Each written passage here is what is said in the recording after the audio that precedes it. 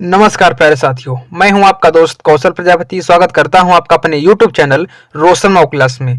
दोस्तों, आज की इस वीडियो में आपको लेकर आया हूं क्लास 10th इंग्लिश का मोस्ट इम्पॉर्टेंट क्वेश्चन, जो कि 2025 बोर्ड एग्जाम में आपके मोस्ट इम्पॉर्टेंट रहने वाले हैं ये वाले क्वेश्चन। ठीक है, अगर आपने ये क्वेश्चन तैयार कर लिया ना तो आपका 90% बिल्कुल क्लियर हो जाएगा। लेकिन आपको इस वीडियो में जितना बताया जाए वो सारा आपको तैयार करना पड़ेगा, तभी आपका होगा। मात्र आपको 17 टॉपिक पढ़ना है। कितना टॉपिक पढ़ना है इंग्लिश में? केवल और केवल 17 टॉपिक पढ़ना है। ठीक, 17 मार्च को आपका पेपर है। उस पेपर में 100% आएगा, गारंटी है बिल्कुल।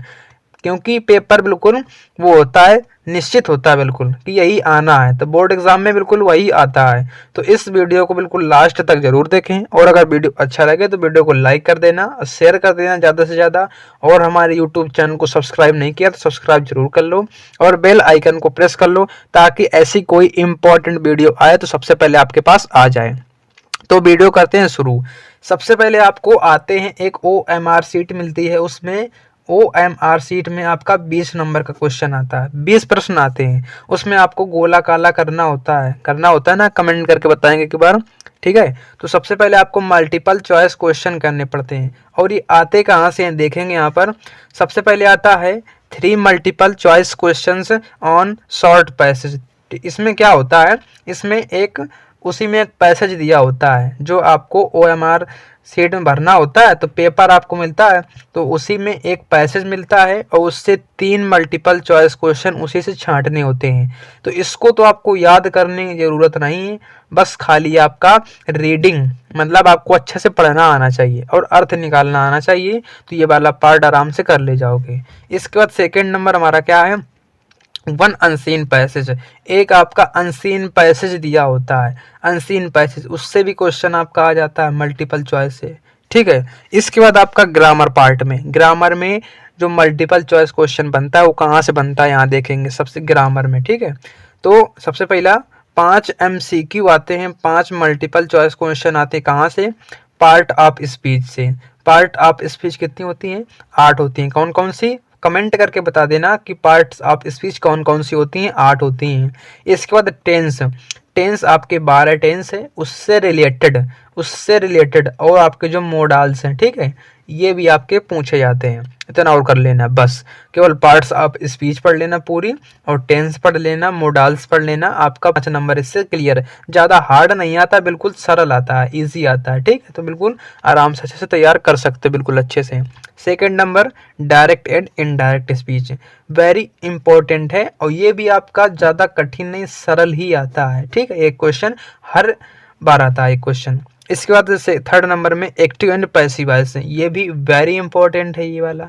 ठीक है, तो ये आपके बिल्कुल निश्चित है, बिल्कुल 100% तय है कि यही बोर्ड एग्जाम में आएगा, तो तैयार कर लो बिल्कुल अच्छे तरीके से। इसका फोर्थ नंबर हमारा पंक्चुएशन, भाई साहब वेरी इंपॉर्टेंट है, और ये 100% बोर्ड एग्जाम में आता है, 100% आता है बोर्ड एग्जाम में।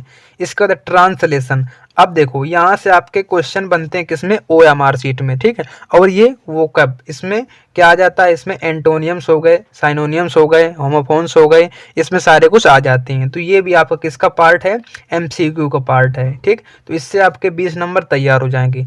अब जो ग्रामर में आपको एक चीज़ और तैयार करना है, ट्रांसलेशन। अगर आपने टेंस बिल्कुल अच्छे से पढ़ा है, बिल्कुल अच्छे से कवर किया है ना, तो आपको ट्रांसलेशन में कोई दिक्कत नहीं मिलेगी। तो ट्रांसलेशन आप लोग बिल्कुल आराम से कर ले जाओगे। ठीक, तो 4 नंबर की आपकी स्टोरी आती है, उसको इंग्लिश में ट्रांसलेट करना होता है, तो बिल्कुल आसान है, कर लीजिएगा। इसके बाद अब देखते हैं हमारा राइटिंग का पार्ट आ गया सेकंड नंबर में। ठीक, राइटिंग, इससे तो आता है एक लेटर आता है फर्स्ट नंबर में, या फिर एक लेटर आता है, या फिर एप्लीकेशन राइटिंग पूछा जाता है। ठीक है, एप्लीकेशन राइटिंग लिखा है, या फिर लेटर तैयार कर लो, या फिर एप्लीकेशन तैयार कर लो। लेटर भी हमने इम्पोर्टेंट लेटर बताए हैं, अगर इसको लेटर तैयार करना है तो लेटर इम्पोर्टेंट कर सकता है।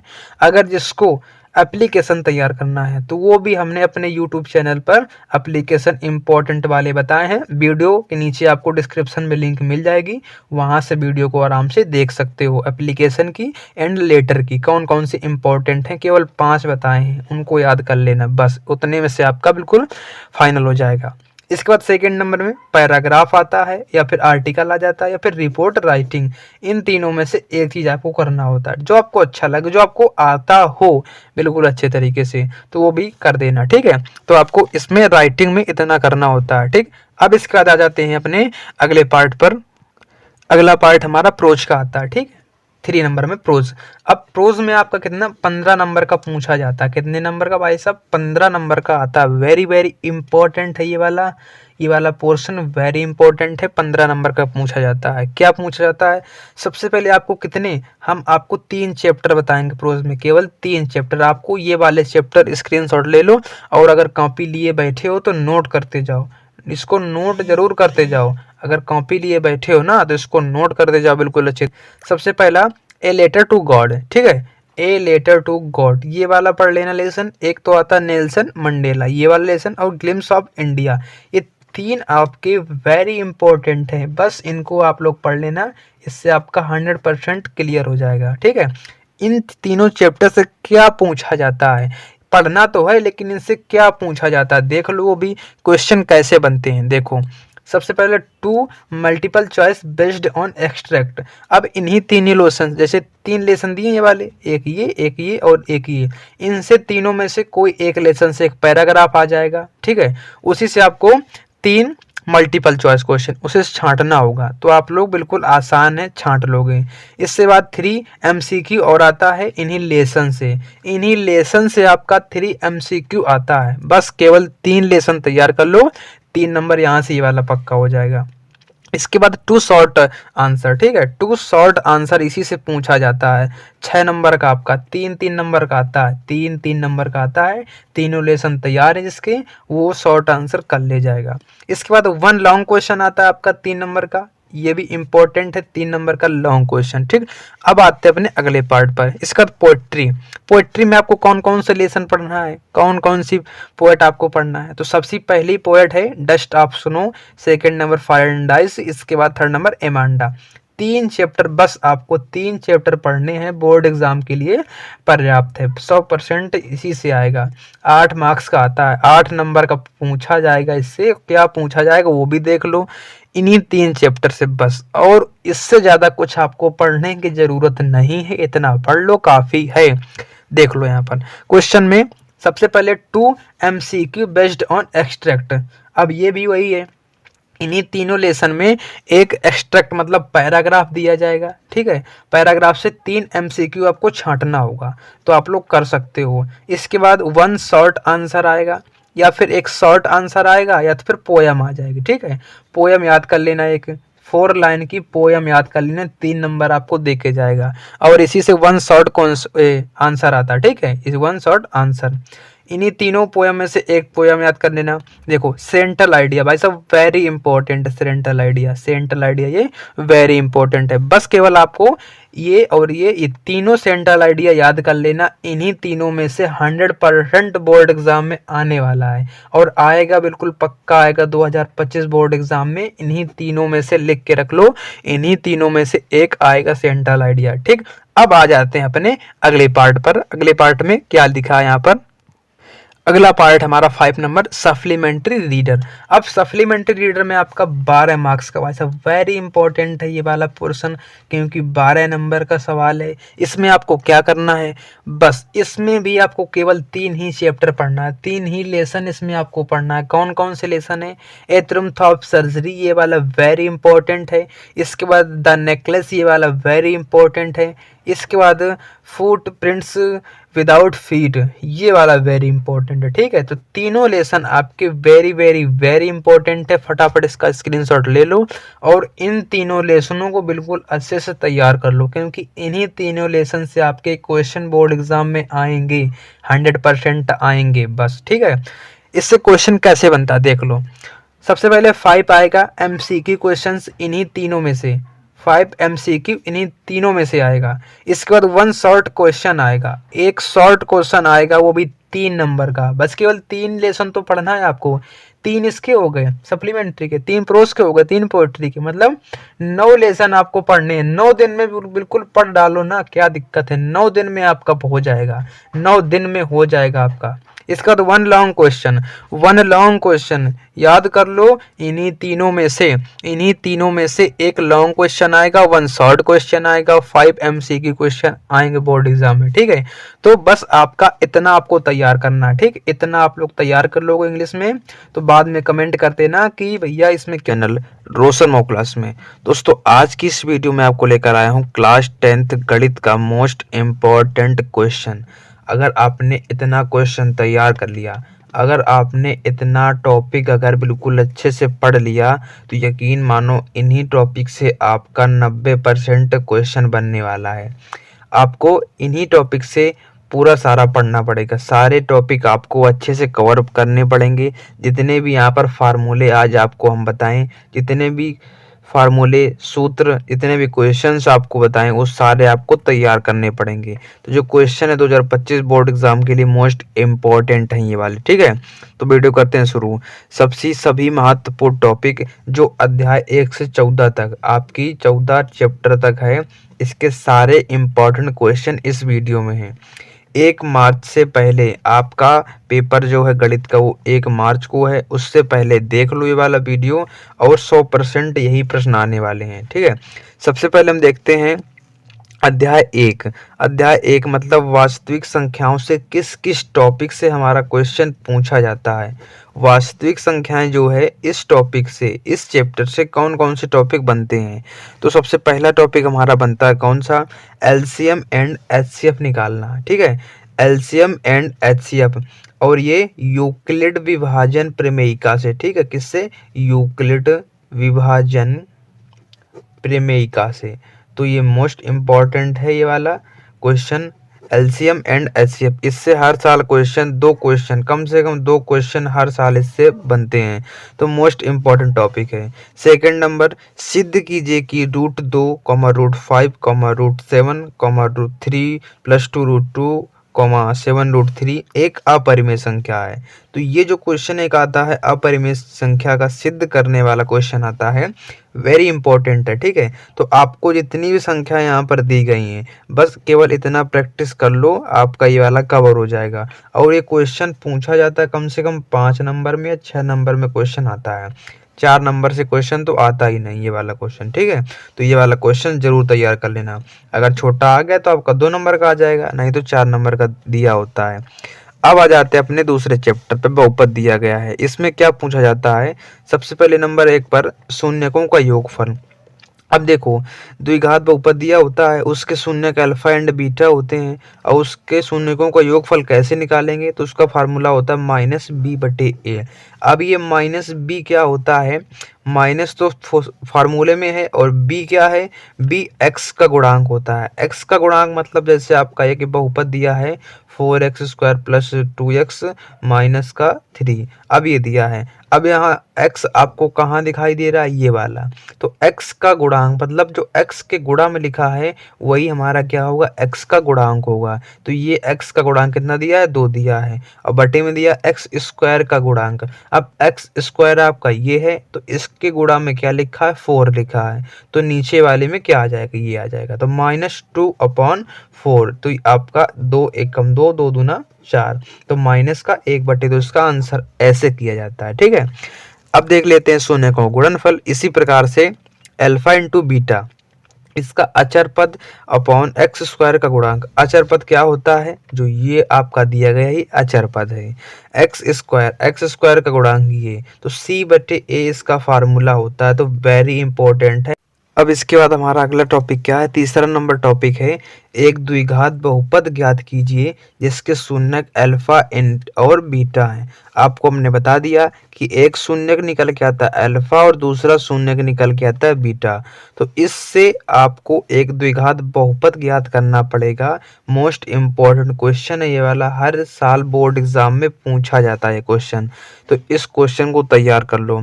कैसे निकलेगा बहुपद, तो ये फार्मूला दिया गया है, ये आपका फार्मूला है, px = x² - alpha + beta into x + alpha into beta. तो मोस्ट इम्पॉर्टेंट फार्मूला है, इस फार्मूले को बिल्कुल अच्छे से याद कर लो और तैयार कर लो। बढ़ते हैं हम अगले टॉपिक की ओर। अगला टॉपिक हमारा तीसरा चैप्टर दिया गया है, इस चैप्टर से क्या इम्पोर्टेंट है देखेंगे। अध्याय 3 दो चर वाले रैखिक समीकरण युग्म। इससे क्या पूछा जाता है? सबसे पहले फर्स्ट नंबर लिखा है, केवल एक हल होता है यदि L और M प्रतिच्छेदी रेखाएं हों। इस स्थिति में कंडीशन क्या बनती है? A1/A2 बराबर नहीं है B1/B2 के। अगर देखो आपको दो समीकरण इसमें दिए रहते हैं, जैसे आपका समीकरण दिया होगा 4x प्लस 2y कितना बराबर यहाँ -3 बराबर 0, और दूसरा समीकरण आपको 3x माइनस 4y माइनस 2 बराबर 0। आपके दो समीकरण ऐसे दिए हैं, तो A1 क्या होता है? तो A1 ये होता है और A2 आपका ये होता है, B1 ये है, B2 ये है, C1 ये है, C2 आपका ये हो जाता है। तो A1 B1 C1, A2 B2 C2 ऐसे आप लोग निकालोगे, ठीक है। तो A1 और बटे A2 बराबर नहीं है B1/C2 के। अगर बराबर नहीं आता है तो कंडीशन क्या बनती है? केवल आपका एक हल निकल के आता है। और रेखाएं कैसी होती हैं? प्रतिच्छेदी। जब आप लोग इसका ग्राफ बनाओगे, जैसे आपने इसका ग्राफ बना दिया, ये आपकी x अक्ष होती है, ये आपकी होती है y अक्ष। जब इसका ग्राफ बनेगा तो ये कैसी प्रतिच्छेदी रेखाएं होंगी? मान लो कि एक रेखा आपकी कहाँ से ऐसे निकाल दो और दूसरी रेखा आपकी कैसे यहाँ से निकाल दो, तब काटती हुई रेखाएं होंगी। तो एक स्थान पर काटेंगे इस जगह, तो इस जगह आपके कोई बिंदु निकल कर आएंगे, तो केवल एक ही बिंदु निकल कर आएगा, केवल एक ही पॉइंट निकल कर आएगा। तो इसका मतलब ये होता है प्रतिच्छेदी रेखाएं का, ठीक है। उम्मीद है कि क्वेश्चन समझ में आ रहा होगा। इसके बाद हम बढ़ते हैं अगले टॉपिक की ओर। इसी प्रकार से सेकंड नंबर हमारा टॉपिक क्या दिया है? अनंत हल होंगे यदि L और M संपाती रेखाएं होंगी। अब यहाँ पर आपके सामने एक वर्ड मिला, शब्द मिला संपाती। अब सबसे पहले तो हम संपाती का मतलब जान लेते हैं क्या होता है। अच्छा, एक बात यहाँ पर देखेंगे, A1/A2 बराबर B1/B2 बराबर C1/C2। अब A1 A2 इसमें किसी को कोई कंफ्यूजन नहीं होगी, ठीक है। तो बराबर, अगर तीनों आपस में बराबर हों, अगर ये तीनों बराबर हों तो इस कंडीशन में क्या होता है? तो सबसे पहले इस कंडीशन में आपके अनंत हल होते हैं। कैसे? अभी आपको जब इसका ग्राफ बनाओगे तब आपको पता चलेगा कि इसके अनंत हल क्यों होते हैं। संपाती यहाँ पर दिया गया, आप देख लो संपाती का मतलब क्या होता है। जब आप ग्राफ बनाओगे ऐसे करके, आपने ग्राफ बनाया, ये आपकी x अक्ष हो गई, ये आपकी y अक्ष हो गई, ठीक है। तो संपाती का मतलब, जैसे एक रेखा आपकी यल, ये वाली, इस रेखा का नाम हमने L रख दिया।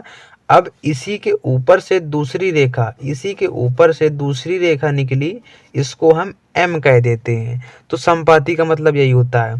तो एक रेखा के ऊपर दूसरी रेखा निकल जाए उसको हम संपाती कहते हैं।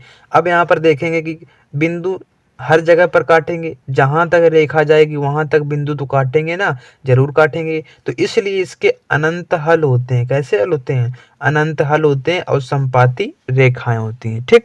तो उम्मीद है कि ये क्वेश्चन समझ में आ गया होगा। अब थर्ड नंबर टॉपिक क्या दिया है, देखो वेरी इंपॉर्टेंट है। कोई हल नहीं होता यदि L तथा M परस्पर समांतर हों। अब समांतर तो सभी को पता होगा कि समांतर क्या होता है। जैसे आपकी रेल की पटरी होती है, वो बिल्कुल समांतर होती है। दो रेल की आपकी पटरी दी गई जैसे, तो ये कभी आपस में मिलेंगी नहीं, कभी भी आपस में ये मिलेंगे नहीं, मतलब ये वाली दूरी समान रहती, बराबर रहती है। तो इसी को समांतर कहते हैं। कभी भी ये आपस में नहीं मिलेंगी। तो अगर जब मिलेंगे नहीं तो काटेंगे भी नहीं, जब काटेंगे नहीं कहीं पर तो इसका कोई हल नहीं होगा। आई बात समझ में? इसका कोई हल नहीं होगा। तो इस कंडीशन में क्या बनता है? A1/A2 बराबर B1/B2 बराबर नहीं होगा C1/C2 के। देखो पहला तो आपका बराबर हो जाएगा, लेकिन जब दूसरे पर पहुंचोगे तो आपका ये बराबर नहीं होगा, ठीक है। तो याद कर लो, वेरी इंपॉर्टेंट क्वेश्चन है, तैयार कर लो बिल्कुल अच्छे तरीके से। अब हम बढ़ते हैं अगले चैप्टर की तरफ। 4 नंबर चैप्टर द्विघात समीकरण। भाई सब वेरी इंपॉर्टेंट चैप्टर हैं, सारे जितने क्वेश्चन हैं वेरी इंपॉर्टेंट हैं। सबसे पहला टॉपिक द्विघात समीकरण। आपको पता होना चाहिए कि द्विघात समीकरण क्या होता है। ये आपका होता है द्विघात समीकरण। अब देखो यहाँ पर समीकरण आया, अभी हमने आपको बताया नहीं है कि समीकरण और बहुपद में आपका क्या अंतर होता है। समीकरण और आपका बहुपद में क्या अंतर होता है। तो सबसे पहले देख लो बहुपद, जैसे हमने लिखा 4x² + 3x + 2, ये हमने लिखा था बहुपद, ठीक है।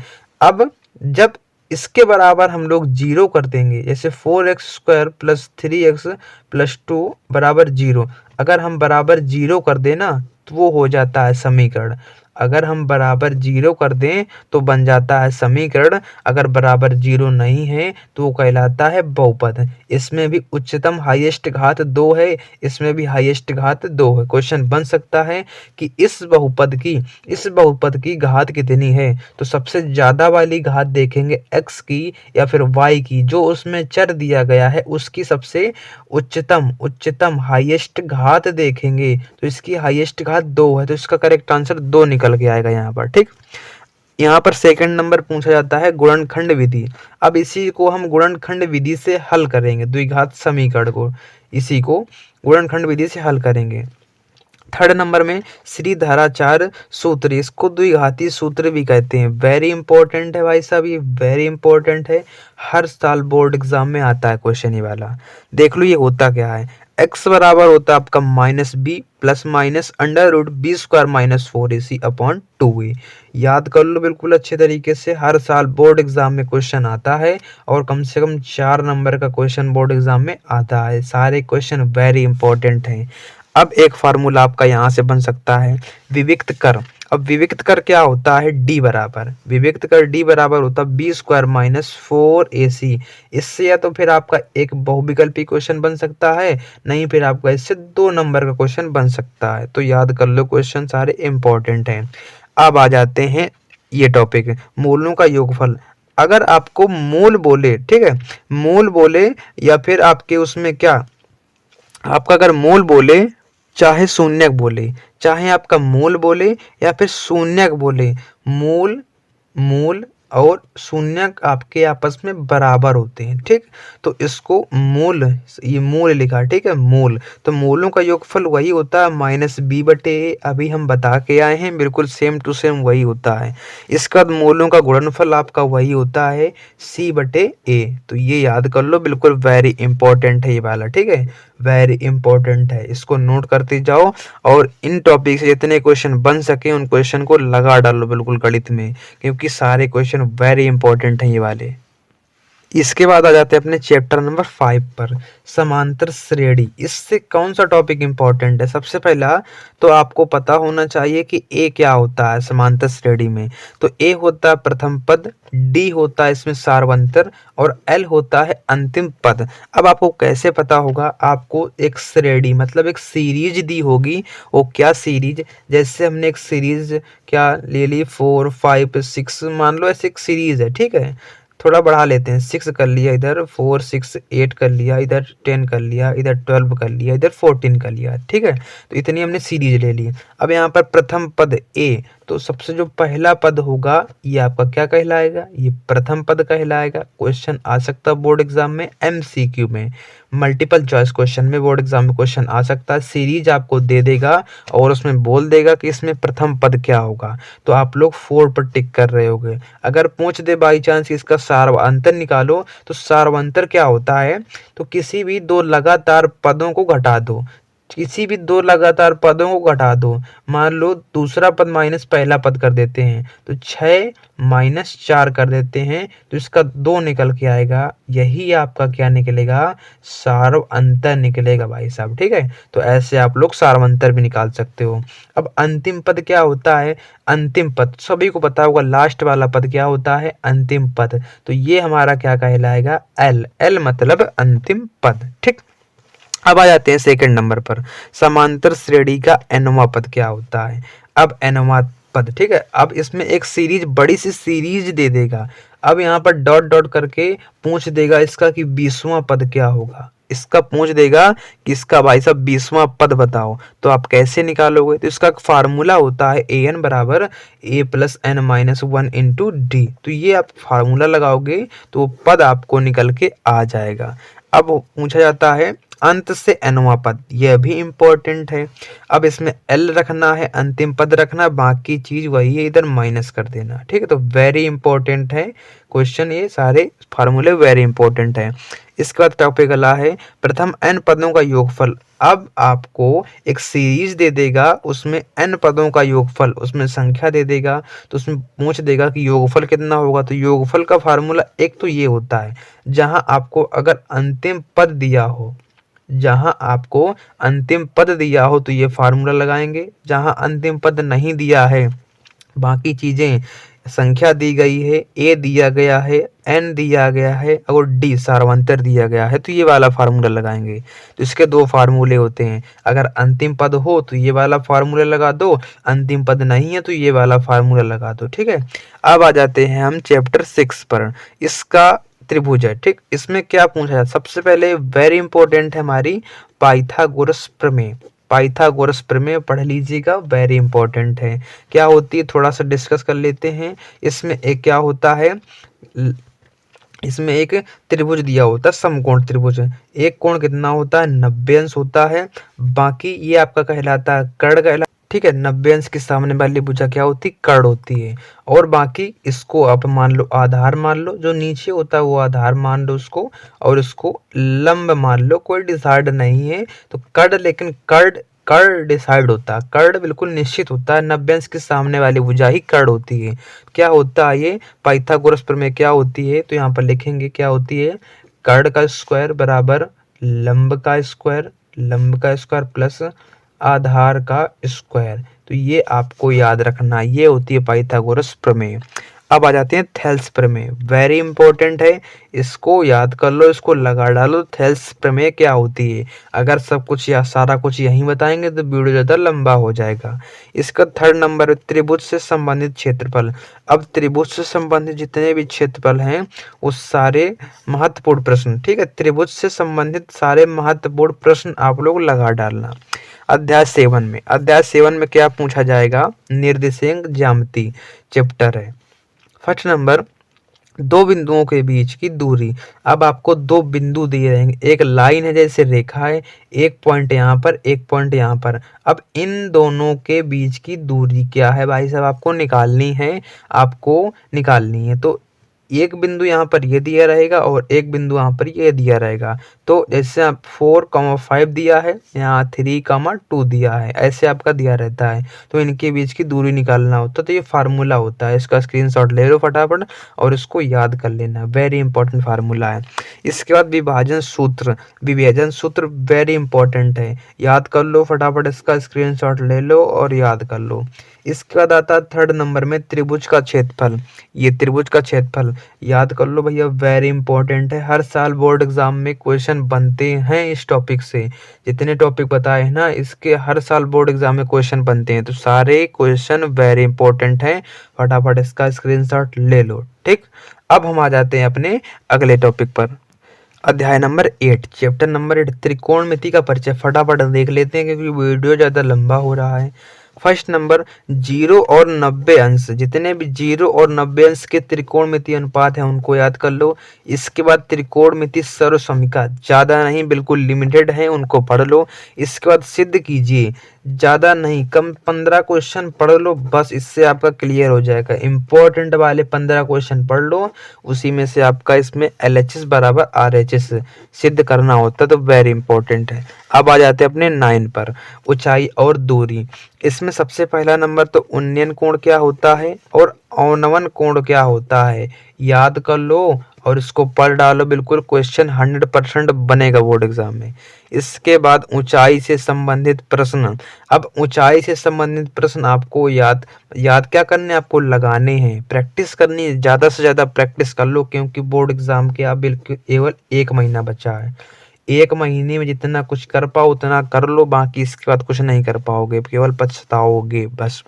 इसके बाद अध्याय 10, वृत्त। वृत्त से आपको केवल एक डेरिवेशन करना है, कौन सा, वृत्त की स्पर्श रेखा स्पर्श बिंदु से होकर जाने वाली त्रिज्या पर लंब होती है, ये वाला डेरिवेशन कर लो बस, इतना काफी है, इतना पढ़ लो। और वृत्त का क्षेत्रफल क्या होता है कमेंट करके बताएंगे, πr² होता है वृत्त का क्षेत्रफल। और इसकी परिधि क्या होती है, इसकी 2πr परिधि होती है। देख लो यहाँ पर 11 नंबर में वृत्तों से संबंधित क्षेत्रफल। इसमें देखो यही दिया गया है वृत्त का क्षेत्रफल। वृत्त का क्षेत्रफल क्या होता है? पाई आर स्क्वायर होता है। और वृत्त की परिधि क्या होती है? अभी अभी बिल्कुल हमने जस्ट अभी बताया, कमेंट करके बता दो क्या होता है, फटाफट कमेंट कर दो। इसमें त्रिज्यखंड तथा वृत्तखंड का क्षेत्रफल पूछा जाता है। इसका फार्मूला होता है a बराबर theta upon 360 degree into pi r square. तो ये फार्मूला आपका वेरी इंपॉर्टेंट है, हर साल बोर्ड एग्जाम में क्वेश्चन बनता है।